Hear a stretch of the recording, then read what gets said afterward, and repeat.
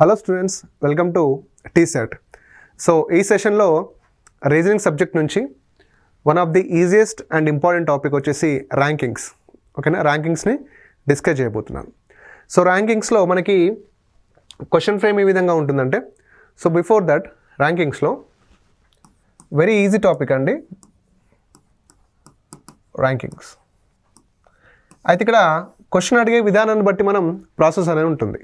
ర్యాంకింగ్లో క్వశ్చన్లో మనకి టోటల్ అని అడగవచ్చు, అంటే వరుసలో మొత్తం ఎంతమంది ఉంటారు అని అడగచ్చు. లేదా ఎనీ ఆఫ్ ది సైడ్ అంటే రైట్ సైడ్ అంటే కుడివైపు గురించి అడగవచ్చు, కుడివైపు స్థానం అడగచ్చు. లేదా లెఫ్ట్ సైడ్ అంటే ఎడమవైపు స్థానం గురించి అని అడగచ్చు. ఓకేనా, అంటే టోటల్ అంటే మొత్తమైన అడగచ్చు. ఓకే, లేదా రైట్ సైడ్ అంటే కుడివైపు స్థానం అని అడగవచ్చు. లేదా లెఫ్ట్ సైడ్ ఎడమవైపు స్థానం అని అడగవచ్చు. ఓకేనా, ఎడమవైపు స్థానం. ఓకేనా, సో ఈ మూడు మనకి ప్రధానంగా అంటే బేసిక్గా అడుగుతాడు. ఇంకొకటి బిట్వీన్ పీపుల్ అంటే మధ్యలో ఉండేటటువంటి బిట్వీన్ పీపుల్, మధ్యలో కూర్చున్న వారి గురించి కూడా అడగచ్చు. మధ్యలో కూర్చున్న వారి గురించి కూడా అడగచ్చు అన్నమాట. ఓకేనా, సో ఈ విధంగా అడిగినప్పుడు మరి ఏ విధంగా చేయాలి? సో ఎప్పుడైనా కానీ టోటల్ అడిగాడు అనుకోండి, ర్యాంకింగ్స్లో టోటల్ అడిగితే ఏం చేయాలంటే, మనకి క్వశ్చన్లో టోటల్ రావాలంటే ఒకే వ్యక్తి యొక్క బోత్ సైడ్ ర్యాంక్స్ ఉండాలి. ఒకే వ్యక్తి యొక్క బోత్ సైడ్ ర్యాంక్స్ అంటే ఒకే వ్యక్తి యొక్క right side and left side ranks ఉండాలి. మనకి టోటల్ రావాలంటే ఒకే వ్యక్తి యొక్క right side rank plus left side rank -1. So ఈ విధంగా ఉండాలి. అంటే ఒకే వ్యక్తి యొక్క కుడివైపు స్థానం ప్లస్ ఎడమవైపు స్థానం -1. ఓకేనా, ఇది.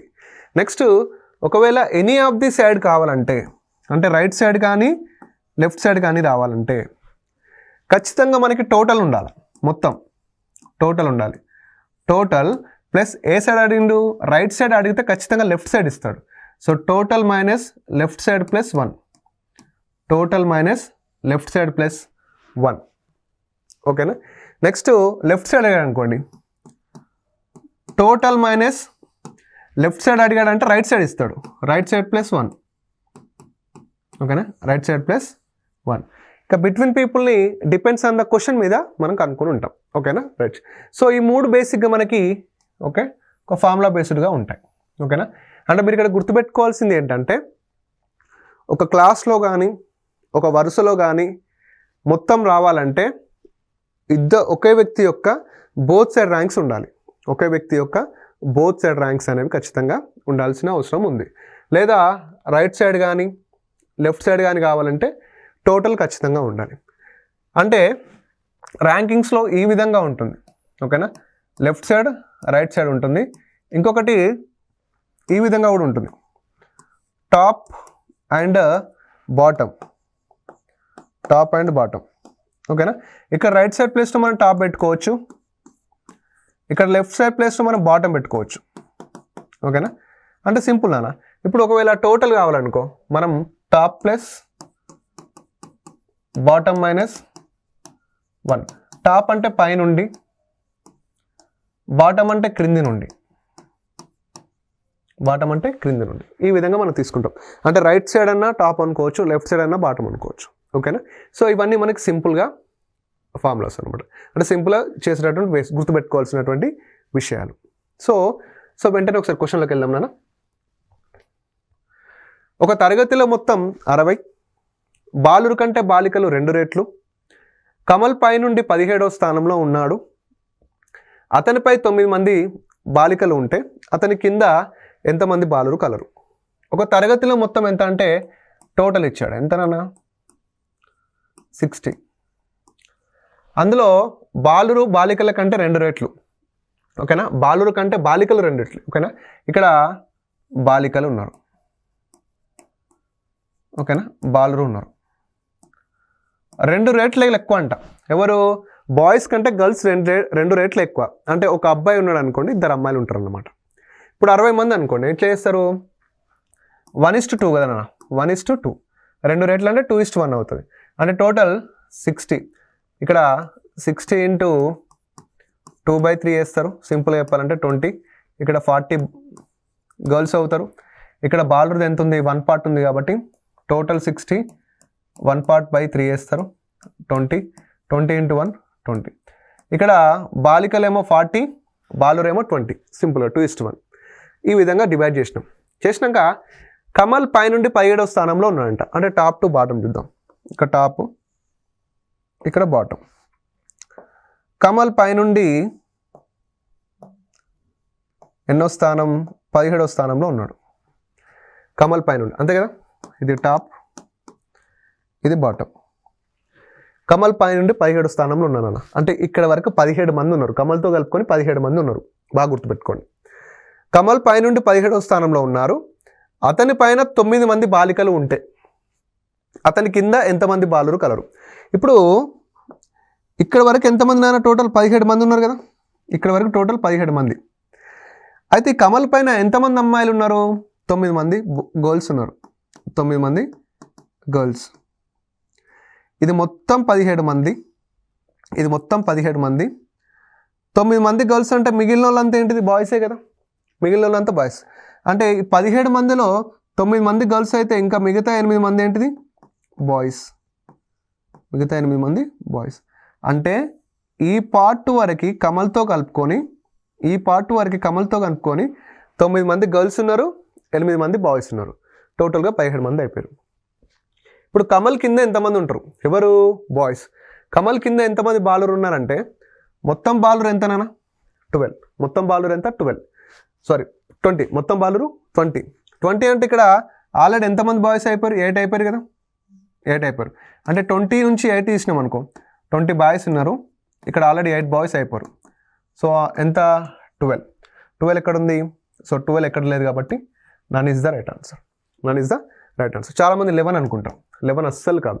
ఓకేనా, 12 will be the right answer. ఎందుకంటే ఇక్కడ వరకు 17 మంది అయినా, ఇక్కడ వరకు 17 మంది, ఇందులో 9 మంది గర్ల్స్, 8 మంది బాయ్స్.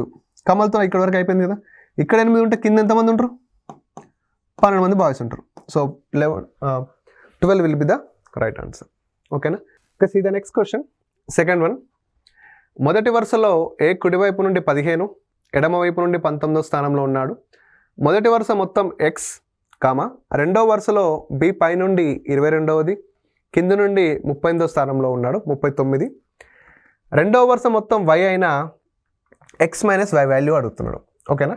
సో మొదటి వరుస మొత్తాన్ని ఎక్స్గా సూచించాడు, రెండవ వరుస మొత్తాన్ని వైగా సూచించాడు. ఓకేనా. సో మనకి ఎప్పుడైనా కానీ టోటల్ కావాలంటే ఒకే పర్సన్ యొక్క బోత్ సైడ్ ర్యాంక్స్ తీసుకుంటాం, రైట్. సో ఇప్పుడు ఫస్ట్ వరుసలో ఎవరున్నానా ఎక్స్. ఎక్స్లో ఏ అనే పర్సన్ యొక్క బోత్ సైడ్ ర్యాంక్స్ ఉన్నాయి, right side plus left side. So right plus left minus 1 రాస్తాం.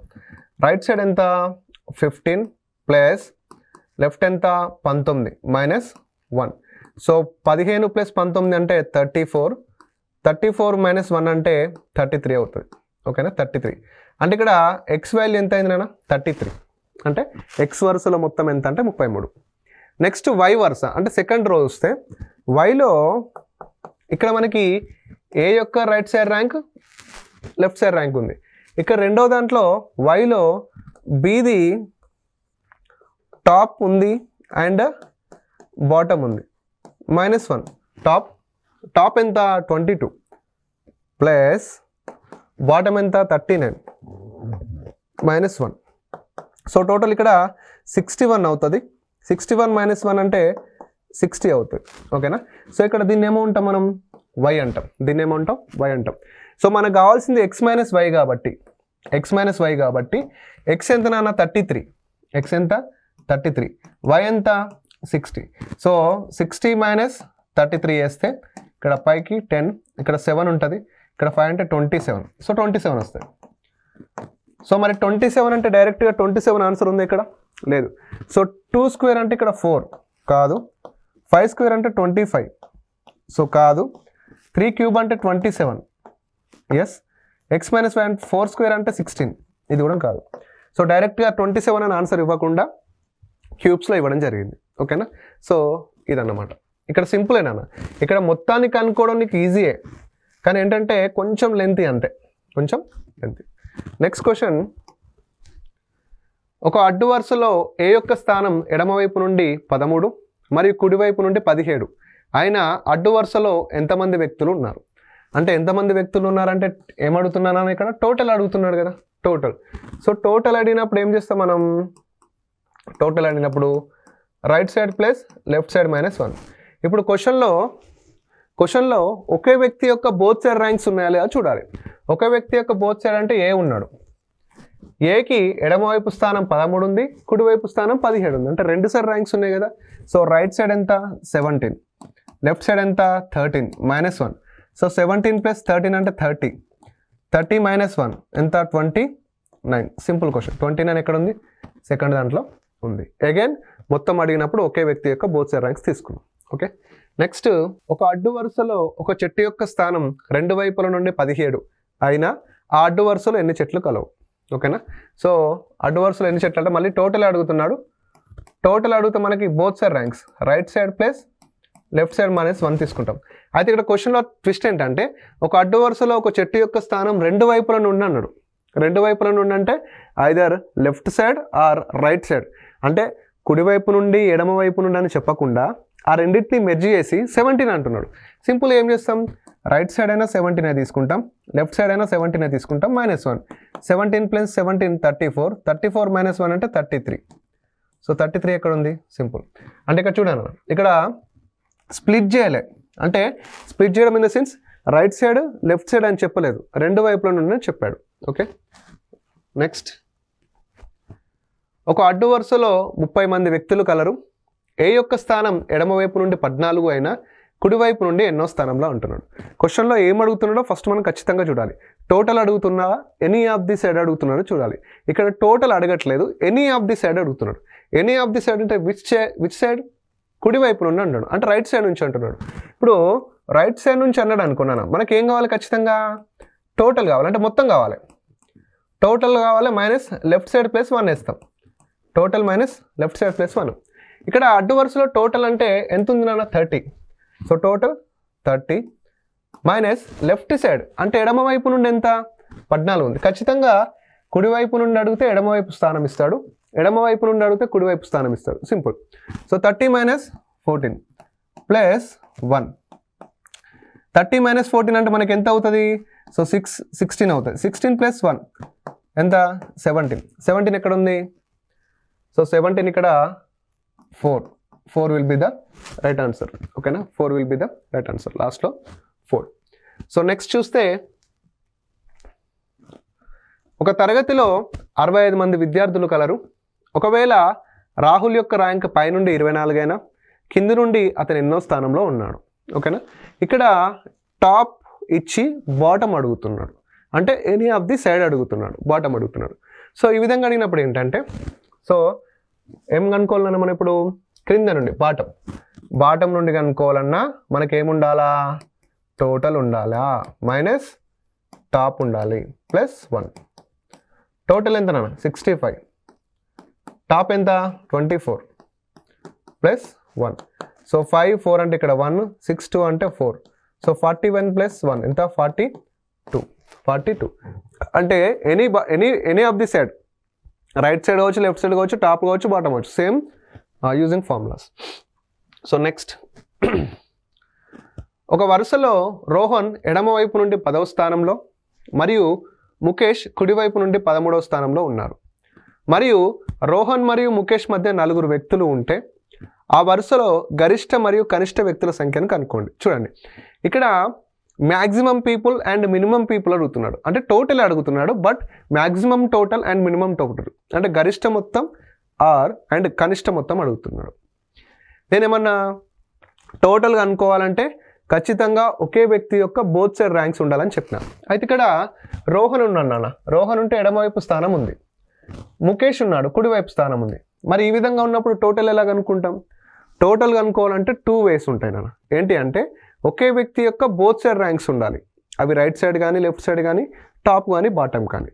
ఆర్ ఒకవేళ రెండు వ్యక్తుల యొక్క డిఫరెంట్ సైడ్స్ ఇచ్చినప్పుడు, అంటే ఒక వ్యక్తి యొక్క కుడివైపు స్థానం ఇచ్చినప్పుడు, ఇంకొక వ్యక్తి యొక్క ఎడమవైపు స్థానం ఇచ్చినప్పుడు, వారిద్దరి మధ్య ఎవరైనా ఎంతమంది వ్యక్తులు కూర్చుంటున్నారో అని ఇస్తే అప్పుడు టోటల్గా అనుకోవచ్చు. ఓకేనా, రైట్. ఇప్పుడు రోహన్ ఇచ్చాడు ఎడమవైపు స్థానం, ముఖేష్ ఇచ్చాడు కుడివైపు స్థానం. రోహన్ మరియు ముఖేష్ మధ్య ఎంతమంది వ్యక్తులు కూర్చుంటున్నారు? 4 వ్యక్తులు కూర్చుంటున్నారు అని చెప్పాడు. సో ఇలాంటి టైంలో మనం టోటల్గా అనుకోవచ్చు. 2 ways, మళ్ళీ చెప్తున్నా 2 ways. ఇప్పుడు ఏం చేయాలంటే మ్యాక్సిమం టోటల్ గరిష్ట మొత్తం కనుక్కుందాం. గరిష్ట మొత్తం అంటే రోహన్ ర్యాంక్ ప్లస్ ఇంకోటి Mukesh rank plus between people. ఓకేనా? ఓకే, అంటే తెలుగులో చెప్పానంటే ఇద్దరి ర్యాంకుల మొత్తం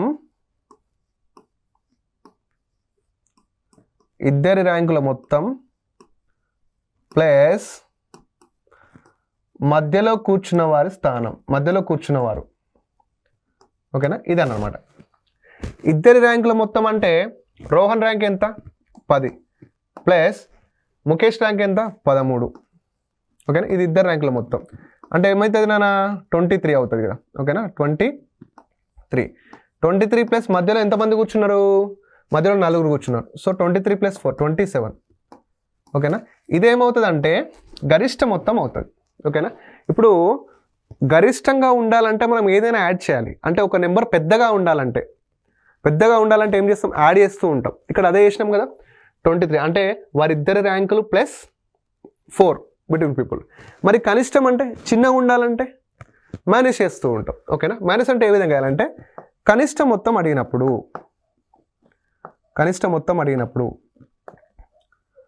ఇద్దరి ర్యాంకుల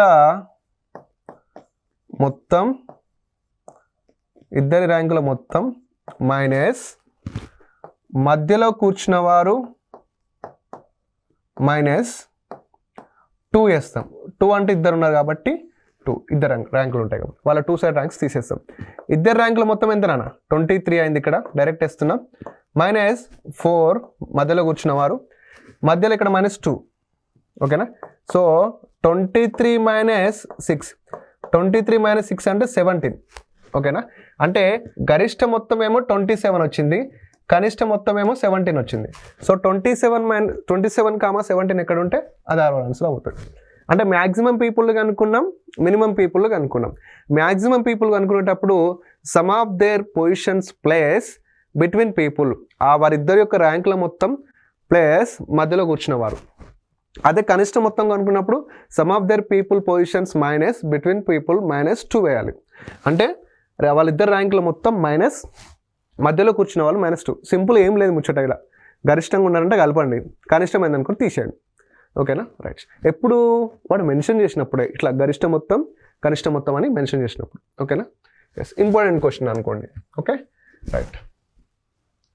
అంటే ఈ క్వశ్చన్ ద్వారా మీరు ఏం నేర్చుకున్నారంటే అంటే టోటల్ అనేది ఒక వ్యక్తి బోత్ సైడ్ ర్యాంక్స్ ఉన్నా కనుక్కోవచ్చు, లేదా ఇద్దరు వ్యక్తుల డిఫరెంట్ ర్యాంక్స్ ఇచ్చి బిట్వీన్ పీపుల్ వచ్చినప్పుడు కనుక్కోవచ్చు అని తెలుసుకున్నారు. ఓకేనా? ఇప్పుడు ప్రతి క్వశ్చన్ నుంచి ఏదో ఒకటి నేర్చుకోవచ్చు మనం. Okay, next. 31 మంది విద్యార్థులు గల ఒక తరగతిలో పీహు మరియు మనులను ర్యాంకుల పైనుండి వరుసగా 7, 11 అయినా క్రింది నుండి వారి ర్యాంకులు వరుసగా ఏం లేదు, మొత్తం ఇచ్చిండు. ఒక ఇద్దరు వ్యక్తులు ఇచ్చిండు, ఇద్దరు వ్యక్తుల పైన ర్యాంక్ ఇచ్చిండు, కింది ర్యాంకులు అనుకున్నాడు. సింపుల్, ఏముంది ఇక్కడ పీహుది అనుకున్నాం. పీ. సో పై ఏ ర్యాంక్ కావాలా మనకు? పీహుది బాటం కదా, పీహుది bottom, Peehu bottom rank. Bottom కావాలంటే total minus top plus 1. Total ఎంత నాన్న? 31. టాప్ ఎంత? టాప్ అనేది 7 ప్లస్ 1. సో 31 - 7, 31 - 7 అంటే 24. సో 24 + 1 25. ఓకేనా?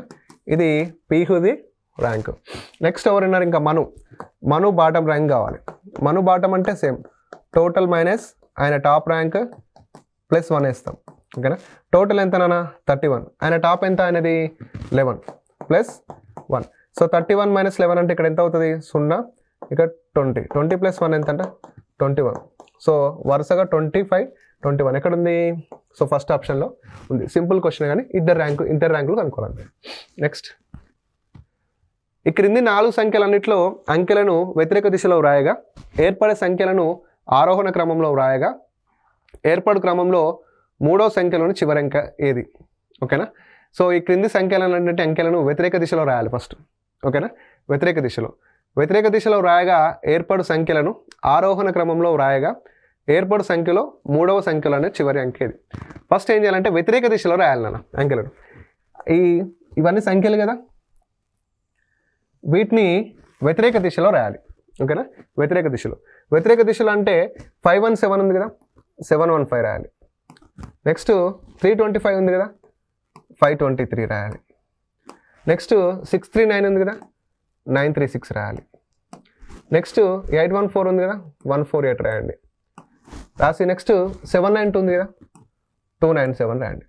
297 ఈ విధంగా రాసినాం కాబట్టి ఏం చేయాలంట, ఏర్పడే సంఖ్యలను ఆరోహణ క్రమం అంటే చిన్న నుండి పెద్ద అలా రాసినాక ఆరోహణ క్రమంలో రాసిన తర్వాత ఏర్పాటు క్రమంలో 3వ సంఖ్యలోని చివరి అంకె ఏది అంటే ఆరోహణ క్రమం అంటే చిన్న నుంచి పెద్ద అంటే ఇక్కడ చూడండి. ఇప్పుడు ఇందులో చిన్నది అది 148 కదా, 148. నెక్స్ట్ ఏంటిది 297. నెక్స్ట్ ఏంటిది 523. నెక్స్ట్ ఏంటిది 715. నెక్స్ట్ ఏంటిది 936. ఇలా ఆరోహణ క్రమంలో రాసిన తర్వాత 3వ సంఖ్యలోని చివరి అంకె ఏది? 3వ సంఖ్య అంటే ఎవరు? 3వ సంఖ్య అంటే 523. 3వ సంఖ్య అంటే 523. 523లో క్రమంలో 3వ సంఖ్యలో చివరి అంకె అంటే ఏంటి? 3 ఉంది కదా. So 3 will be the right answer. అతను చెప్పినట్టు ఫస్ట్ అంకెలను తీర్మారు చేసినాం, అంటే వ్యతిరేక దిశలో రాసినాం. తర్వాత ఆరోహణ క్రమంలో అంటే చిన్న నుంచి పెద్దకు చేసిన తర్వాత సో లాస్ట్లో 3వ అంకె అంటే 3వ సంఖ్య ఏంది? ఏర్పడే ఫస్ట్ సంఖ్య, ఇది సెకండ్ సంఖ్య, ఇది 3వ సంఖ్య. ఈ 3వ సంఖ్యలో చివరి అంకె ఏంటి? 3. ఓకేనా. సో లాస్ట్ 3 కాబట్టి 3. సో నెక్స్ట్ క్వశ్చన్, ఈ క్రింది సంఖ్యలన్నింటిలోని అంకెలను వ్యతిరేక దిశలో వ్రాయగా ఏర్పడే సంఖ్యలను అవరోహణ క్రమంలో వ్రాయగా ఏర్పడు క్రమంలో 4వ సంఖ్యలోని అంకెల లబ్ధం ఎంత అంటున్నాడు. ఫస్ట్ అతను చెప్పినట్టు ఏంటంటే అంకెలను వ్యతిరేక దిశలో రాయాలి. అంకెల్ని వ్యతిరేక దిశలో అంటే సేమ్ ఇందాక చేసినట్టు కదా, ఈ అంకెలు ఉంటాయి కదా, ఈ అంకెల్ని మనం వ్యతిరేక దిశలో రాయాల్సి ఉంటుంది. అంటే వ్యతిరేక దిశలో అంటే మనం ఆపోజిట్స్ అంకెలు. సో 153 ఉందనుకో 351 రాస్తాం. నెక్స్ట్ ఇక్కడ 264 అనుకో 462 రాస్తాం. నెక్స్ట్ 397 అనుకో 793 రాస్తాం. నెక్స్ట్ ఇక్కడ 781 ఉందనుకో 187 రాస్తాం. నెక్స్ట్ ఇక్కడ 654 ఉందనుకో 456 రాస్తాం. ఓకే కదా, డిఫరెంట్ అంటే వ్యతిరేక దిశలో రాసేసినాక అవరోహణ క్రమంలో అంటే పెద్ద నుంచి చిన్నగా రాయాలి. పెద్ద నుంచి చిన్న అంటే ఇలా పెద్దోడు వాడు 793 ఫస్ట్, దాని తర్వాత పెద్దోడు వాడు 462 ఉన్నారు. ఓకే, దాని తర్వాత పెద్దలో వాళ్ళు 456, దాని తర్వాత పెద్దలో ఎవరు 351, దాని తర్వాత పెద్దలో ఎవరు 187. ఇలా రాసిన తర్వాత ఏర్పడు క్రమంలోని 4వ సంఖ్య అంటే ఇది మొదటిది, ఇది సెకండ్ది, ఇది థర్డ్ది, ఇది ఫోర్త్ది. ఈ 4వ సంఖ్యలోని అంకెల లబ్ధం అంటే 351లోని అంకెల లబ్ధం 3 × 5 × 1. సో 3 5 15, 15 ఎక్కం 15. So first option. ఓకేనా, ఫస్ట్ ఆప్షన్. అంకెల లబ్ధం అడగవచ్చు, అంకెల మొత్తం కూడా అడగవచ్చు. ఓకేనా, అంటే ఈ విధంగా మనకి ర్యాంకింగ్స్ ఉంటాయి అన్నమాట. ఓకేనా, next so numbers P 1 point something, Q 1.1 something, R 1.0 something, S 1 point something ఇచ్చాడు. పై యొక్క ఆరోహణ క్రమం అంటున్నాడు. ఆరోహణ క్రమం అంటే ఏంటి? చిన్న నుంచి పెద్దకి చేయాలి. ఓకేనా, చిన్న నుంచి పెద్దకి. సో ఫస్ట్ ఇందులో మనం చిన్న తీసుకోవాలి. ఓకేనా, ఫస్ట్ ఇందులో చిన్న తీసుకోవాలంటున్నా. ఇక్కడ చూడండి, ఇక్కడ 1 ఉంది, ఇక్కడ 1 ఉంది, ఇక్కడ 1 ఉంది, ఇక్కడ 1 ఉంది. అంటే మనం చెప్పలేం, ఏదో అని చెప్పలేం. ఓకే, నెక్స్ట్ ఇక్కడ 0 ఉంది, ఇక్కడ పాయింట్ తర్వాత 1 ఉంది, ఇక్కడ 0 ఉంది, ఇక్కడ 1 ఉంది. సో ఖచ్చితంగా 2 0లు ఉన్నాయి, 2 1 ఉన్నాయి. అంటే ఇందులో ఈ రెండిట్లలో అంటే ఇది ఖచ్చితంగా ఈ రెండింటికన్నా పెద్దగా అవుతుంది. అంటే మనం చిన్న నుంచి పెద్దగా రాస్తాం కదా, సో ఖచ్చితంగా ఈ రెండిట్లలో ఏదో ఒకటి చిన్నది అవుతుంది. ఓకేనా, నెక్స్ట్ ఇది 0 ఉంది కాబట్టి నెక్స్ట్ డిజిట్కి వెళ్దాం. ఓకే, ఇక్కడ 0 ఉంది, ఇక్కడ 1 ఉంది. అంటే ఈ రెండిట్లలో ఫస్ట్ చిన్నది అయ్యేది ఏంటి? P కదా, P రాసుకో. ఓకేనా, P. సో P అన్నిట్లలో ఫస్ట్లో ఉందా? సో ఉంది. సో ఎలిమినేషన్ చేయలేం. P తర్వాత ఎవరు ఉంటారు? ఖచ్చితంగా ఆరే ఉంటారు. R, P, R.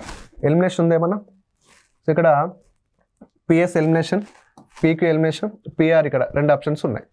ఓకే, ఇప్పుడు ఈ రెండు చిన్నవి అయిపోయినాయి. మరి ఈ రెండిట్లలో చిన్నది ఏంటంటే ఇక్కడ 1 ఉంది, ఇక్కడ 1 ఉంది, సో సమానంగా ఉన్నాయి. ఇక్కడ 0 ఉంది, ఇక్కడ 1 ఉంది. 0 చిన్నదా 1 చిన్నది అంటే 0 చిన్నది, సో ఖచ్చితంగా Q చిన్నది. సో ఇక్కడ PRQS. So 1 will be the right answer. Okay, right, సింపుల్గా అంటే ఆరోహణ క్రమంలో ఆ విధంగా చేయాలి, అంటే చిన్న నుంచి పెద్దకి. ఓకేనా, right. Next,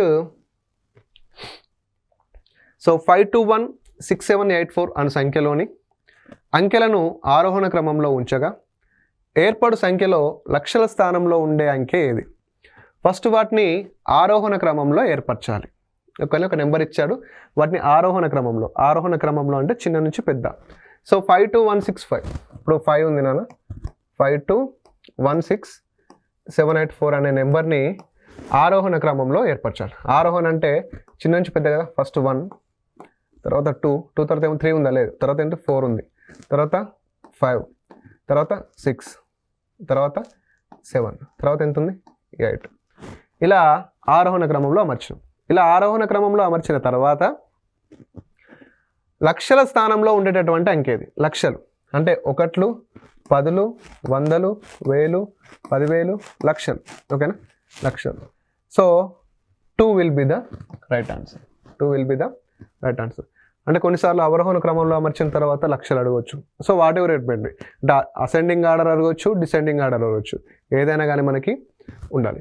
so this is all about rankings అండి. ఓకేనా, మీరు ర్యాంకింగ్స్లో ఖచ్చితంగా గుర్తుపెట్టుకోవాల్సింది ఏంటంటే టోటల్ అడుగుతున్నాడా, రైట్ సైడా, లెఫ్ట్ సైడా, బిట్వీన్ పీపులా.